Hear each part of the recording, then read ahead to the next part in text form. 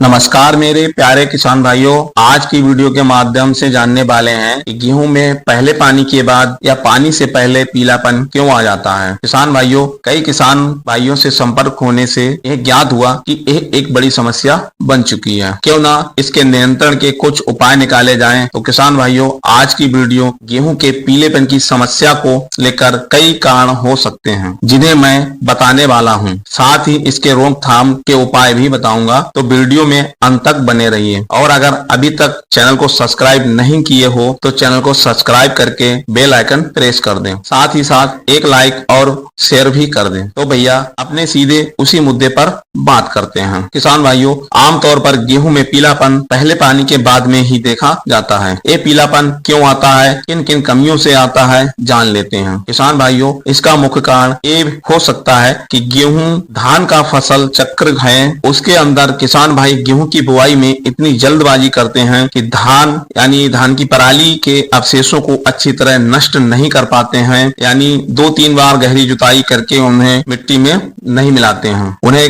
गहरी जुताई करके मिट्टी में मिला देना चाहिए। बाद में बिजाई करते समय डीएपी या एनपी के साथ यूरिया खाद को मिलाकर गेहूं की बुआई करें। इससे होता यह है कि धान की पराली के अवशेष धीरे धीरे गलने स्टार्ट हो जाते हैं और किसान भाइयों, हमारे गेहूं के पौधों में भी नाइट्रोजन की कमी को पूरा करता रहता है। दूसरा कारण किसान भाइयों ये भी रहता है कि जब आप अपने गेहूं की फसल में पानी देने जा रहे हो उस समय मौसम साफ है तो ये पीलापन नहीं आता है। यदि किसान भाइयों धुंध या कोहरे में सिंचाई कर रहे हो उस समय आपके खेतों में पानी की मात्रा कम रहनी चाहिए। ज्यादा पानी के भराव से यानी 4 से 6 दिन तक पानी जब भरा रहता है उस समय भी ये पीलापन आ जाता है। अब किसान भाइयों, इसकी एक वजह ये भी हो सकती है कि धान की जड़ों में जो दीमक लगती है वही दीमक हमारी गेहूं की फसल की जड़ों में भी नुकसान पहुंचाती है, क्योंकि धान कटाई के उपरांत धान की जड़ें सड़ना शुरू हो जाती हैं। उस समय उन जड़ों में या तो नीमोटोड बनने लगते हैं या सड़न की वजह से दीमक भी बन जाती है। अब भैया, इसके लिए आपको गेहूं बुआई के समय आपको इसमें क्लोरोपेरिफास 20% ईसी फार्मूलेशन में आती है, उसको खाद में मिलाकर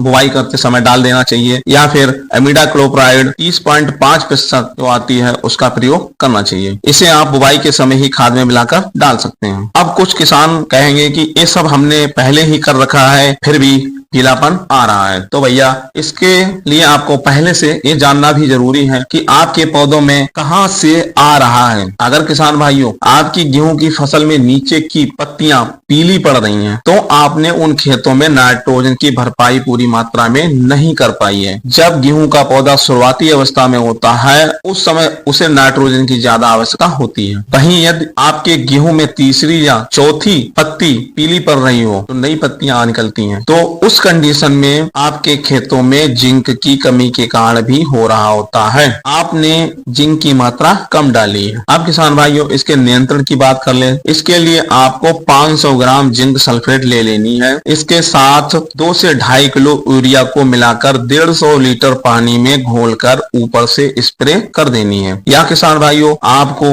एनपीके 19-19 ले लेनी है। इसमें 19% नाइट्रोजन, 19% फास्फोरस और 19% ही पोटेशियम का बराबर अनुपात है। इसे आप अपने गेहूं की फसल में ऊपर से स्प्रे कर सकते हैं। स्प्रे करते समय एक बात ध्यान रखने की है कि कोहरे या सुबह के समय जब ओस आपकी फसल पर पड़ी हो उस समय आपको स्प्रे नहीं करनी है। तो किसान भाइयों, आज की वीडियो कैसी लगी कमेंट करके जरूर बताएं और आप इस समय हमारी वीडियो किस जगह से देख रहे हो एक कमेंट जरूर करें। धन्यवाद। राम राम।